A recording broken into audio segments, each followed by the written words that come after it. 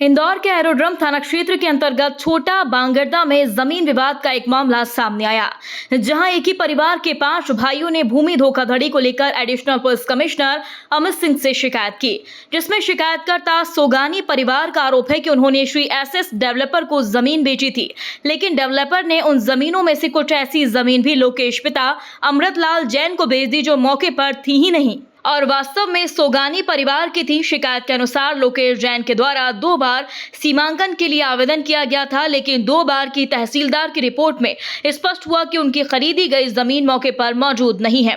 इसके विपरीत मौके पर सोगानी परिवार की कुल जमीन में से लगभग 4800 वर्ग फुट भूमि कम पाई गई। यह रिपोर्ट तहसीलदार के द्वारा तैयार की गई। हमारी ज़मीन है छोटा बांगरदा में, उस पर 4 तारीख की रात को कुछ असामाजिक तत्वों ने हमला किया था, हमारे गार्ड को मारपीट की थी। उसका आवेदन देने आए थे। क्यों हमला किया था? तोड़फोड़ करने आए थे। वो बता रहे हैं, उनका ये कहना है कि हमारी ज़मीन भी यहाँ आती है, जबकि 2 बार वो नामा सीमांकन वगैरह करा चुके हैं। उनकी ज़मीन वहाँ पाई नहीं गई है। कितनी ज़मीन है? हमारी 5 एकड़ ज़मीन है। क्या वो लोग कब्जा करना चाहते हैं? हाँ, ऐसा कुछ लगता है। कौन लोग हैं आप कौन लोग हो सकते हैं सर? कोई नाम या कुछ लोग हैं? कुछ असामाजिक तत्व हैं। मतलब ये अननोन में ही है? हाँ, नहीं अननोन में तो नहीं है, नोन में है। हमने उनके नाम की शिकायत कर दी है। जी, क्या कहना है आपकी? अधिकारियों का हमारा कब्जा है पूरा। आज 31 सालों से हमारी वो ज़मीन है। हमारे पास में कई कॉलोनियाँ कट गई, कई बार ज़मीनें खरीदी बेची गई, पर आज तक हमारी ज़मीन पे कोई आपत्ति नहीं आई है। खाली ज़मीन पड़ी है? जी बिल्कुल खाली ज़मीन पड़ी है। अभी हमने मनीष गोदा जी को रेशो डील में कॉलोनी डेवलप करने के लिए दी है।